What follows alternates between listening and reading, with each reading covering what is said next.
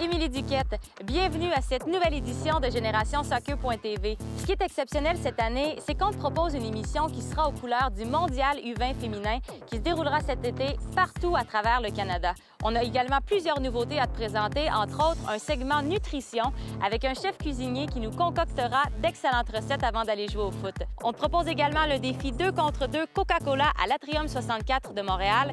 Et finalement, on teste pour toi les nouveautés du monde du foot avec les experts de chez Passion Soccer. On démarre ce premier épisode avec Esther Maïkit et Lisiane Proulx, deux des meilleures joueuses de soccer de la province qui reviennent tout juste de la Coupe du monde U17 au Costa Rica. GénérationSoccer.tv, ça commence maintenant. Destination Soccer t'est présenté par 639 Évolution, les supports musculaires les plus performants pour les sportifs.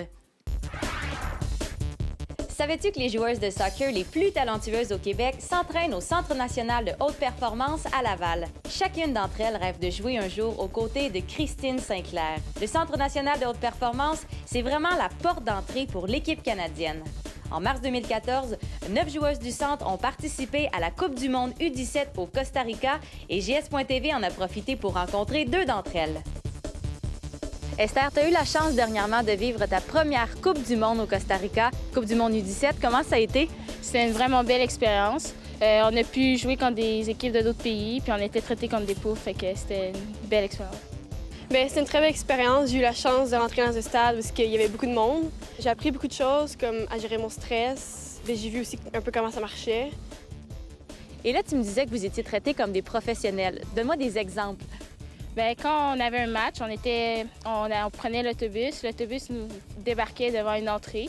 Puis là, il y avait plein de journalistes, plein de personnes qui étaient sur le bord de l'entrée quand on rentrait. Après, on rentrait dans le stade, puis après, on avait les vestiaires avec notre chandail, avec notre nom, puis notre numéro, puis c'était le fun. C'est bien beau, la vie de pro, mais avant de se rendre jusque-là, il faut passer à travers un long processus de sélection. C'était ta première expérience. Comment s'est passée ta sélection? Parce que toi, ça s'est vraiment décidé à la toute dernière minute avant de partir en CONCACAF. Au début, j'étais remplaçante. Puis la fille qui jouait à ma position, elle s'est blessée. Donc, j'ai eu l'opportunité de jouer 3 matchs. Puis de me prouver à ce moment-là. Là, les coachs ont vu que j'avais quelque chose de plus. Donc, ce serait quoi ce petit quelque chose de plus-là que tu as? Ils disent que je suis très combative. Quand vous êtes rendu à la Coupe du monde, tu as joué tous les matchs. Oui, j'ai joué tous les matchs. Ça a vraiment été une surprise pour moi. Surtout le camp avant, je me suis donnée. Ils ont vu que je pouvais faire ce qu'ils me demandaient, puis ils ont eu confiance en moi. Pour Lisiane, qui était surclassée de 2 ans, sa sélection sur l'équipe nationale avait un tout autre sens. Parle-moi de ta sélection, parce que je sais que toi, c'était un peu particulier. Tu étais 3e gardienne, donc tu savais que ton temps de jeu serait peut-être pas très élevé. J'ai rencontré la coach des gardiens de but. Elle m'a dit, c'est sûr qu'il y a n'importe quoi qui peut arriver, fait qu'il fallait que je sois prête mentalement à jouer quand même. Sauf que, c'est pas arrivé. Si comme Lisiane, une joueuse de 14 ans réussit à se tailler une place sur l'équipe canadienne U17, serait-ce un signe que les joueuses qui arrivent au centre sont de plus en plus talentueuses? Elles ont vu plus de ballons très jeunes. Je pense qu'il y a un aspect compétition qu'il faut aller chercher, un aspect vouloir être la meilleure, que les filles aient la volonté d'atteindre le plus haut niveau. De quelle façon, d'année en année, vous essayez de travailler à ce que le programme devienne toujours plus fort? Je pense que sur la première année surtout, ce qu'on essaie de faire avec les jeunes, c'est leur apprendre à s'entraîner, faire un volume d'entraînement et avoir une qualité dans l'entraînement qui va hausser leurs exigences. Comment vous le faites, ça? On essaie de les conscientiser sur l'importance de bien faire les choses, sur l'importance d'avoir des attentes. Il y a un travail avec la psychologue du sport aussi qui est impliquée dans ce qu'on fait. Donc, on a des ateliers pour les emmener à se conscientiser par rapport à ce qu'est l'athlète de haut niveau, en plus du travail qu'on fait sur le terrain. Mais qu'est-ce que ça prend exactement pour être invité au Centre national de haute performance et surtout réussir à devenir une joueuse de soccer de haut niveau? On cherche les joueuses intelligentes parce qu'on sait qu'une fois qu'ils viennent au CNHP, que la vitesse du jeu, de l'exécution va être beaucoup plus rapide. Quand vous regardez une joueuse, est-ce que c'est beaucoup plus le physique? Est-ce que c'est beaucoup plus la technique? Qu'est-ce qu'on veut exactement? C'est le potentiel. Donc, une fille peut nous apporter des résultats rapidement, grande, rapide, marquer plusieurs buts, mais est-ce que c'est nécessairement ça qu'on veut dans le futur? Non, on préfère prendre la fille plus technicienne, plus intelligente, qui va grandir, qui va être plus physique au fur après 2 ou 3 années, mais au bout de la ligne, il va nous donner plus de résultats. Depuis que tu es ici, qu'est-ce que tu as amélioré de ton jeu comme gardienne? Mais je pense que j'ai amélioré beaucoup mon jeu au pied, tactique, comme technique aussi, et mental. On a l'équipe nationale senior qui recevra la Coupe du monde l'an prochain. Cet été, ce sera les U20. On a les U17 qui reviennent du Costa Rica.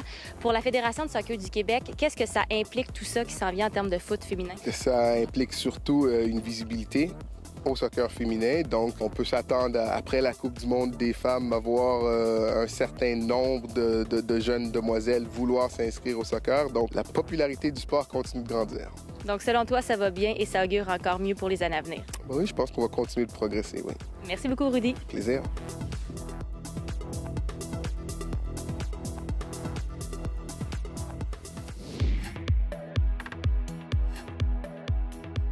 Il va y avoir un événement sportif mondial cet été à Montréal, entre autres, et partout à travers le Canada. Quel est-il?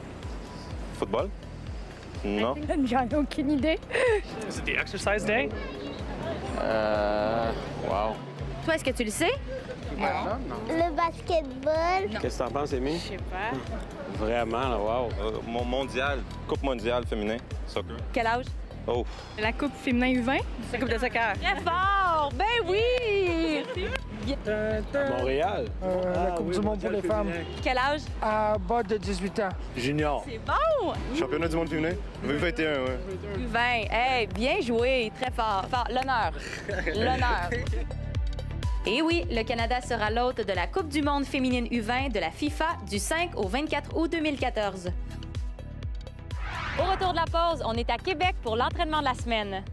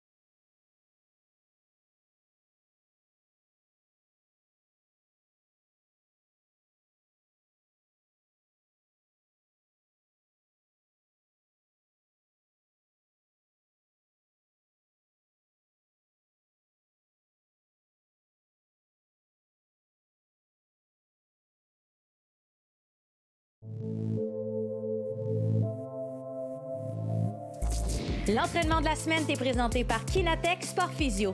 Votre santé, notre priorité. Bienvenue à Québec! Je suis accompagnée de Benoît Lévesque, qui est entraîneur ici à l'ARS Québec pour le sport-études.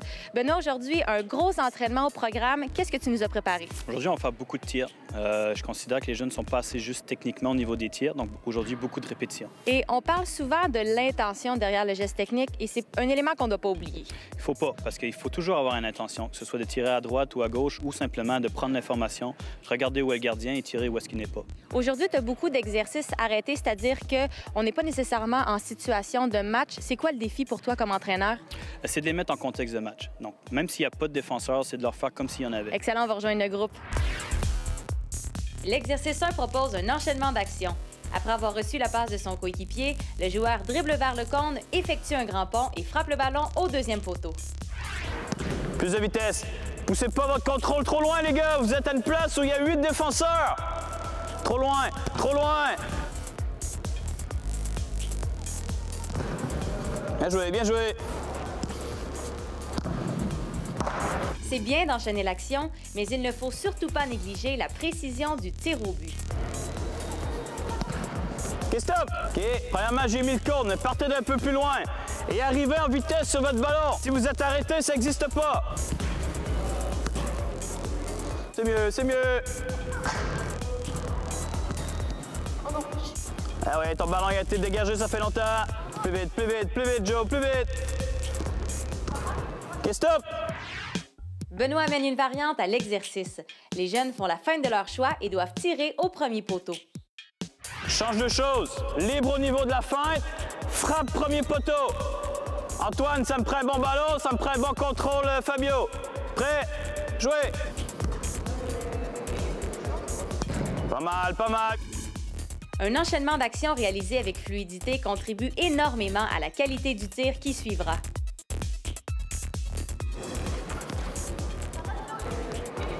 Bien joué. Pourquoi pas? Pourquoi pas? Pourquoi pas? C'est le premier qui m'essaie quelque chose de la journée. Ici, le joueur fait la passe à son coéquipier, contourne le cône à toute vitesse avant de recevoir le ballon à son tour pour tirer au but.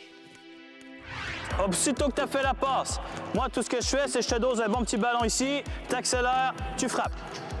Vous avez vu, j'ai pas fait une passe, moi, j'ai dosé le ballon. Je lui ai mis dans sa course. Je sais qu'il va frapper ici, puis en plus, je sais qu'il est droitier. Lui, il est gaucher. Jouez! Merci! Depuis le début, il y a quelque chose qui ne marche pas, c'est que vous perdez votre vitesse. Premièrement, vous avez peut-être mal jugé le ballon. Deuxièmement, le ballon il est peut-être mal donné. Troisièmement, le ballon, mettez-le pas ici. Mettez-le un peu plus ici. Le gars va pouvoir garder sa vitesse. Au lieu de faire ça, ralentir parce que le ballon il est trop proche puis il doit placer son pied d'appui. Si le ballon est un peu plus loin, il peut garder sa vitesse, placer son pied d'appui en allant vers le ballon. Un peu plus devant, un peu plus. Parti. Pas mal. Go, go, go, go. C'est ça, c'est là, hein? C'est là que je viens de dire, Valentin. C'est exactement ce que je viens de dire. Bien, bien, bien joué. Faut pas ralentir votre course pour placer votre pied d'appui. Votre course doit être faite en fonction de votre pied d'appui. C'est là. Plus la dernière passe est de qualité, plus simple ce sera d'enchaîner avec un bon tir au but. La variante apportée à l'exercice 2 demande aux joueurs en action de prendre un tir au but en étant désaxé, c'est-à-dire en angle par rapport au but. Même pattern d'exercice, okay? Même contexte, on est proche de la surface, ça prend une frappe rapide. Mais mettez-vous en contexte encore plus, il y a des défenseurs de plus. Donc le ballon, même chose, il part d'un côté, passe à l'autre. Okay? Sauf qu'il y a une passe de plus. La première passe ne sera pas directement dosée, c'est une autre. Fabio, tu donnes à Clément, tu viens faire ton sprint, mais au lieu de couper direct vers le centre, tu t'excentres un peu, tu vas un peu plus vers la gauche. Parce que Clément, lui, au lieu de te faire la passe à toi, il fait la passe à celui qui était derrière toi, qui lui va te faire la passe. Je fais un exemple. Fabio, Félix, mettez-vous là. Passe à Félix. Félix, et frappe. OK. Par contre, j'aimerais que la frappe, les gars, se fasse un peu plus ici. C'est-à-dire la passe ici, plus forte. L'appel, plus large. Yes! OK, pas mal celle-là, bravo! Mieux que ça, Valentin, mieux que ça, mieux que ça! Let's go, en place!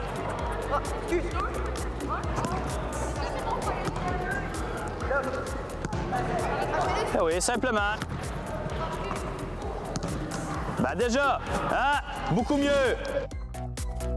Benoît, satisfait de ton entraînement? Très satisfait, j'ai vu de la progression chez les jeunes. On a vu exactement ce que tu nous as dit au début du tournage, que lorsque les jeunes veulent trop mettre de puissance, ils viennent à négliger la qualité du geste. Oui, et malheureusement, quand on néglige la technique, on néglige beaucoup de choses. Alors, selon toi, comme entraîneur, quand on travaille ce genre de trucs-là, on commence par la qualité du geste et ensuite on met de la puissance. Et la puissance vient après, tout à fait. Très intéressant. Merci beaucoup, Benoît. Merci. Merci, Génération Soccer.tv.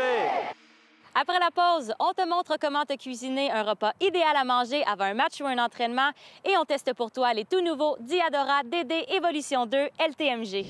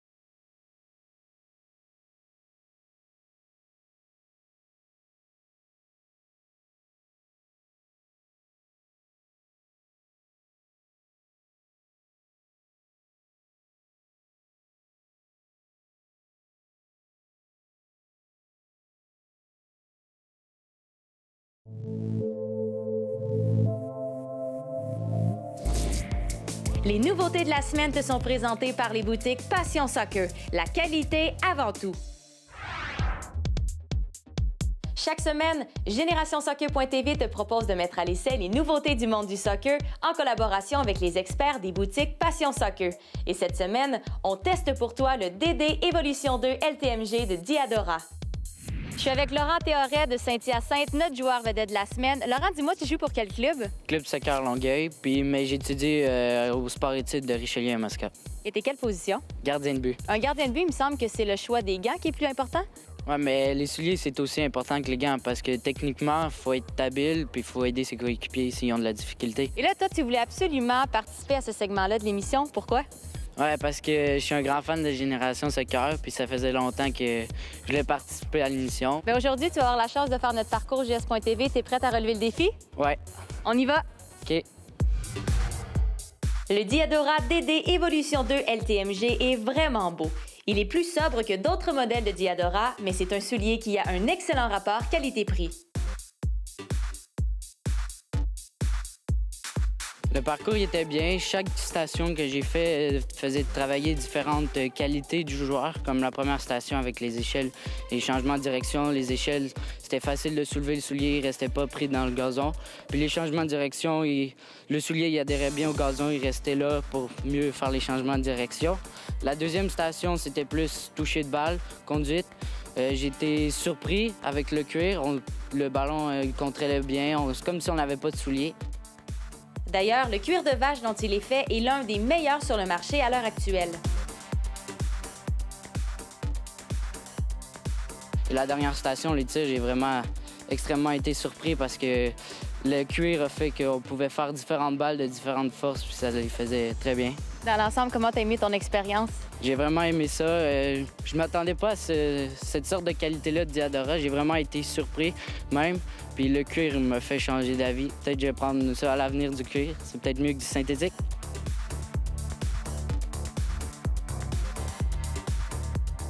Oui, vraiment, des milieux, des attaquants, des défenseurs, des gardiens, c'est fait pour tous les joueurs dans le fond. Fait c'est parfait.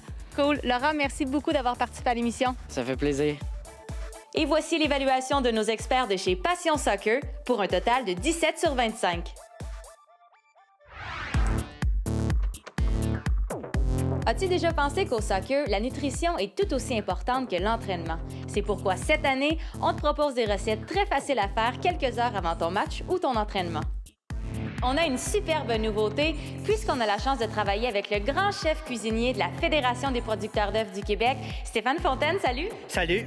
Et là, on est vraiment chanceux de t'avoir avec nous cette année parce que tu as concocté des recettes qui sont à la fois nutritives, originales et surtout très faciles à reproduire à la maison pour tout le monde. Vous allez pouvoir les consommer avant un match ou avant un entraînement et qui va vous donner l'énergie nécessaire pour faire l'entraînement au complet. Et là, aujourd'hui, qu'est-ce qu'on mange?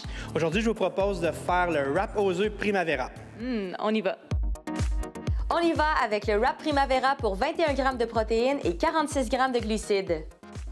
On a besoin de tortillas de maïs, des œufs cuits durs, un mélange de légumes assortis, des épices italiennes, un petit peu d'assaisonnement ail rôti et poivron, un peu de sel, un peu de pesto aux tomates séchées, du yogourt grec 0% en matière grasse et de la mayonnaise. On prend les œufs et on va les broyer grossièrement. On ne veut pas avoir une purée, on veut vraiment avoir de quoi de consistant. Alors par la suite, on ajoute le mélange de légumes et aussi on a les épices ail rôti et poivron. Pour donner du goût à une recette, c'est pas nécessaire de mettre une tonne de sel. Faut simplement que tu choisisses les bons assaisonnements. Alors on y va avec le pesto aux tomates séchées et on termine avec la mayonnaise et le yogourt grec. Finalement, on mélange le tout. Quand est-ce qu'on goûte? Tout de suite après. Et ça sent bon. Les épices que tu as mis, on les sent, là. Malheureusement, à la maison, vous n'avez pas cette sensation pour l'instant. Et pour terminer, on prend notre mélange. Nous venons le déposer au centre de notre tortillas ici. On étend. Pas trop sur les côtés parce que je vais vous expliquer quand on va refermer le tortillas, il faut se laisser un petit jeu pour éviter que ça déborde sur les côtés. Vous le sentez pas à la maison, mais ça sent excessivement bon. Ça a l'air bon. Moi, je le goûte, je vais vous le dire. Une réussite. Le test très bon. Simple, facile et délicieux. C'est les 3 mots qu'on peut retenir. Merci, Stéphane. Ça me fait plaisir. Reviens-nous après la pause pour le tout premier défi 2 contre 2 Coca-Cola à l'Atrium 64.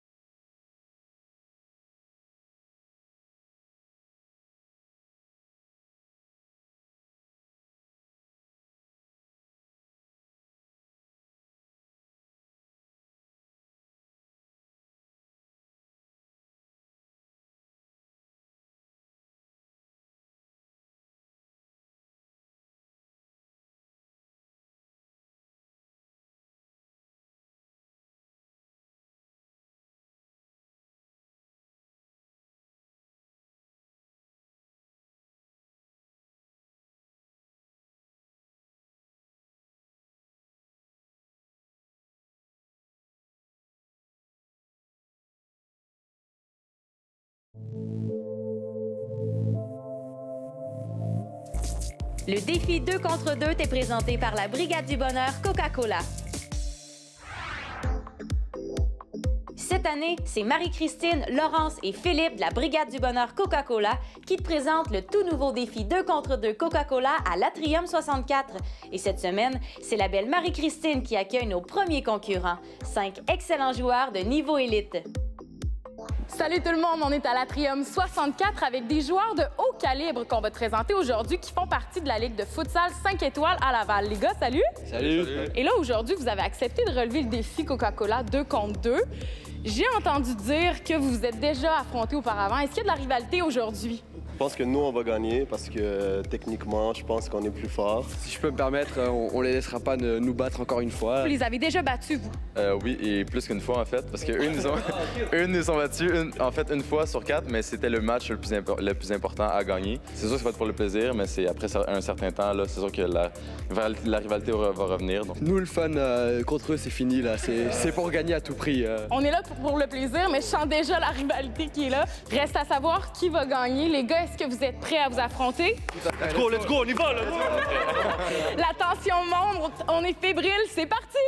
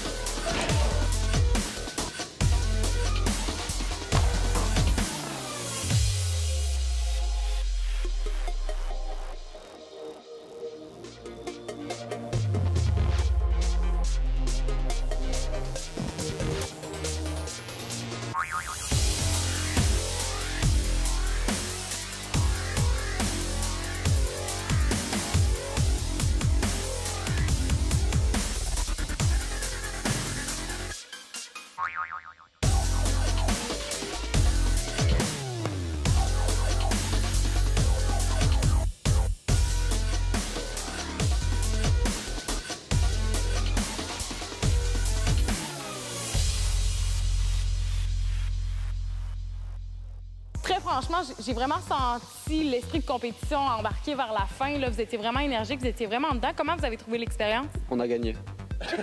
C'est beaucoup plus petit, donc on peut utiliser les bandes, ça n'arrête jamais.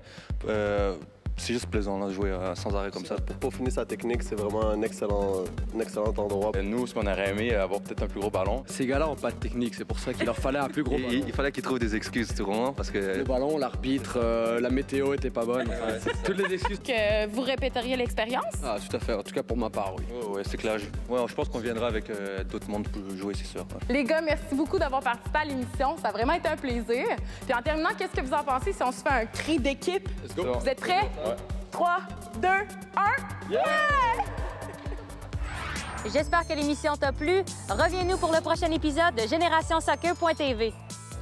GénérationSoccer.tv t'a été présenté par Coca-Cola, partenaire de la Coupe du monde de la FIFA, et par les boutiques Passion Soccer, la qualité avant tout. Le nouveau quart de reportage de GénérationSoccer.tv est une gracieuseté du Groupe Park Avenue. Groupe Park Avenue, pour votre vie.